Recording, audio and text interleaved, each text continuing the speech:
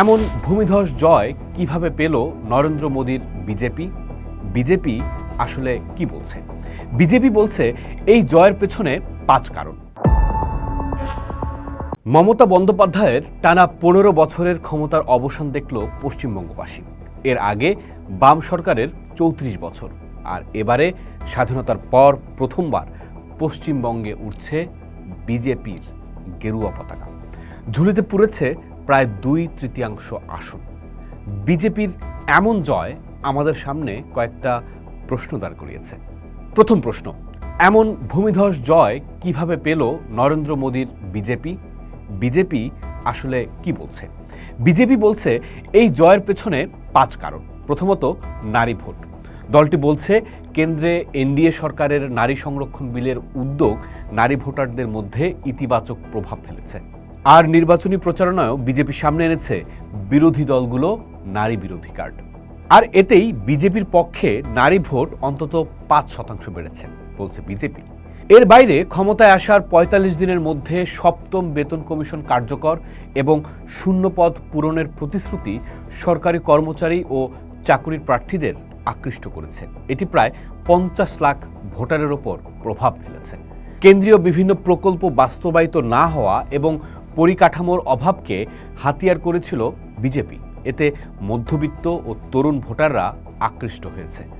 Voter তালিকা থেকে বহিরাগত বা ভুয়া ভোটারদের বাদ দেওয়ার ক্ষেত্রে সফলতা দাবি করেছে বিজেপি।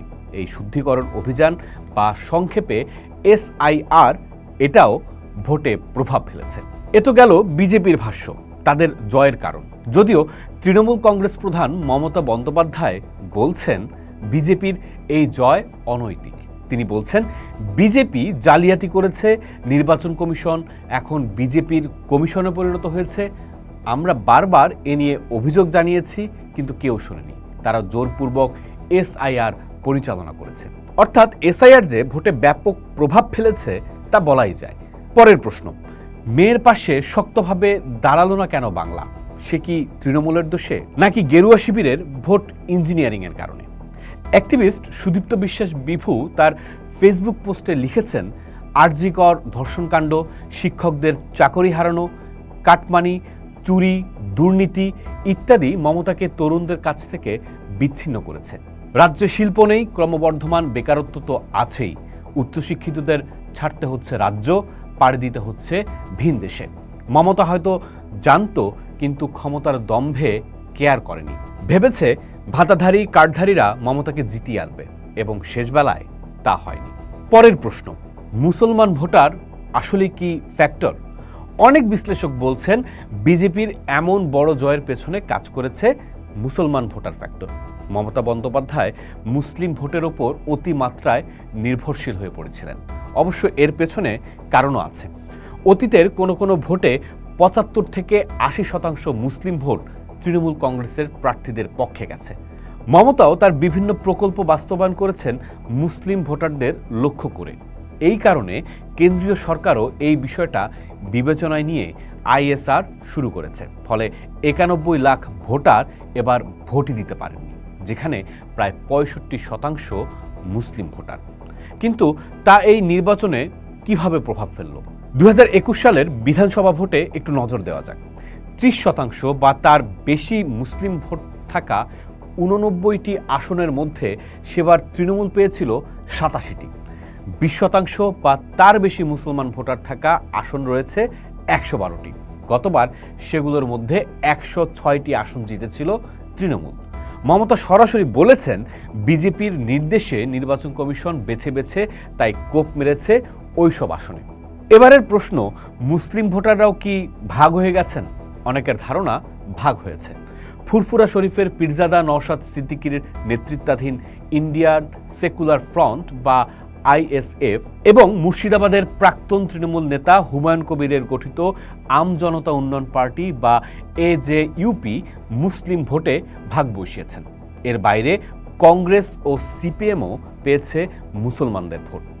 একটা লেখা পড়ছিলাম, সেখানে লেখা হয়েছে Muslim vote Congress, CPM, Trinamool, SFI এর মধ্যে বাটোয়ারা হয়েছে। কেন্দ্রীয় শাসক দল বিজেপি নির্বাচন কমিশন ও রাষ্ট্রীয় এজেন্সির মোকাবেলায় তৃণমূল কংগ্রেস এই লড়াইটাকে বাঙালি জাত্যাভিমান বনাম বহিরাগত আগ্রাসনের রূপ দিতে চেয়েছিল। দেখা যাচ্ছে সেই আখ্যানও বাঙালি গ্রহণ করেনি। তৃণমূল ভেবেছিল এসআইআরের হয়রানির জবাব দিতে মানুষ বিজেপির বিরুদ্ধে বোতাম টিপবে। দেখা গেল তাদের সেই ভাবনাও ভুল ছিল। দিল্লির সাংবাদিক সৌম্য বন্দ্যোপাধ্যায় লেখাটি লিখেছেন। এবার আসি পরের প্রশ্নে, এ জয় কি ভারতের রাজনীতিতে কোনো পরিবর্তন আনবে?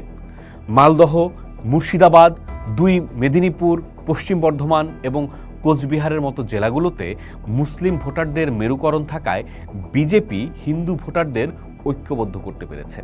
ভারতে এই মুহূর্তে 31টি রাজ্য ও কেন্দ্রশাসিত অঞ্চলের 21টিতে বিজেপি একক বা জোটগতভাবে ক্ষমতায় আছে। 443 আসনের লোকসভায় তাদের আসন আছে 245টি। এর প্রভাবও পড়েছে পশ্চিমবঙ্গের নির্বাচনে। গত লোকসভা নির্বাচনে ইন্ডিয়া জোট বিজেপিকে যে চাপে ফেলেছিল, পশ্চিমবঙ্গে এই জয় বিজেপিকে হয়তো অনেকটা নিশ্চিত করেছে আগামী লোকসভা নির্বাচনের জন্য।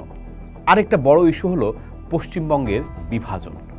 বিজেপি অনেকদিন ধরেই চাইছে দার্জিলিং আর কোচবিহারকে আলাদা রাজ্য করার, আবার উত্তরের জেলাগুলোতেও পৃথক রাজ্যের দাবি আছে।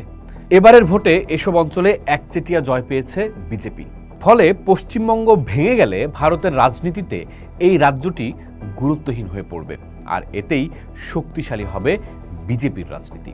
আর মমতার হারের মধ্য দিয়ে বিজেপির হিন্দুত্ববাদী রাজনীতি যেমন শক্তিশালী হয়েছে, তেমনি বিজেপির বৃহত্তর ভারত রাজনীতির মানচিত্রটাও বড় হয়েছে, যার প্রভাব আঞ্চলিক রাজনীতিতেও পড়তে বাধ্য।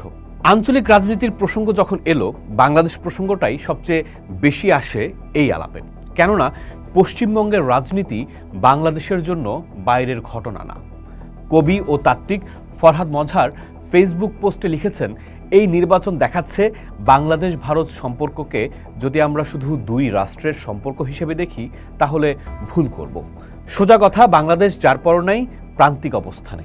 বাংলাদেশের অর্থনীতি পরনির্ভরশীল, বাণিজ্য পথ সীমিত, নদী উজানের রাজনীতির অধীন, বাংলাদেশের সীমান্ত অন্যের নিরাপত্তা নীতির দ্বারা নিয়ন্ত্রিত। ফলে পশ্চিমবঙ্গের নির্বাচন বাংলাদেশের জন্য বাইরের ঘটনা না, বাংলাদেশের নিজের অবস্থানেরই প্রতিফলন। তিনি আরও লিখেছেন, যখন উত্তরবঙ্গে বিজেপি শক্তিশালী হয় তখন সীমান্তের ভাষা বদলে যায়। বাণিজ্য শব্দটি সরে গিয়ে নিরাপত্তা শব্দটি সামনে আসে, মানুষের চলাচল বদলে হয় অনুপ্রবেশ, সীমান্তবাসী হয়ে যায় সন্দেহভাজন জনগোষ্ঠী। এই পরিবর্তন শুধু ভারতের ভেতরে সীমাবদ্ধ থাকে না, এর প্রতিফলন বাংলাদেশের ভেতরেও পড়ে। এখন যদি এই সীমান্তের ওপারে এমন একটি রাজনীতি শক্তিশালী হয় যা মানুষকে অনুপ্রবেশকারী হিসেবে দেখে, যা সীমান্তকে জাতীয় নিরাপত্তার ফ্রন্টলাইন বানাতে চায়, তাহলে তার প্রভাব কি শুধু ভারতের ভেতরে সীমাবদ্ধ থাকবে? না, এই চাপ বাংলাদেশের ওপরও পড়বে, চলাচল কমবে, উত্তেজনা বাড়বে, সীমান্তবাসীর জীবন আরও অনিশ্চিত হবে। কিন্তু রাজনীতিতে এর প্রভাব কি?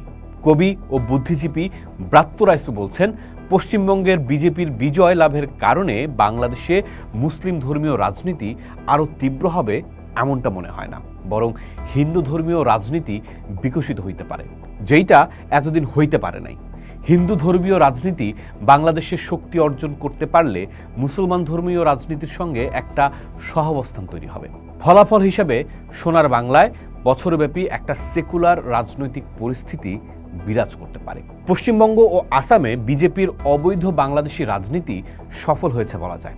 এসআইআরের মাধ্যমে যে লাখ লাখ মানুষের ভোটাধিকার কেড়ে নেওয়া হলো, তাদেরও বাংলাদেশি তকমা দিতে পারে বিজেপি। বিজেপির এই রাজনীতি সাম্প্রদায়িক শক্তিকে আরও শক্তিশালী করবে। এমনিতেও বাংলাদেশের সীমান্ত অঞ্চলগুলোতে জামাত ইসলামের বিজয়কে বিজেপি তাদের নির্বাচনী প্রচারে এনেছে নিরাপত্তা হুমকি হিসেবে। আর এখানেই বাংলাদেশের বিপদ। কেমন বিপদ সেই আলোচনা করব আরেকটা কন্টেন্টে। আজ এ পর্যন্তই। পোস্ট দেখুন, ভাবুন, করুন, থাকুন পোস্টের সাথে।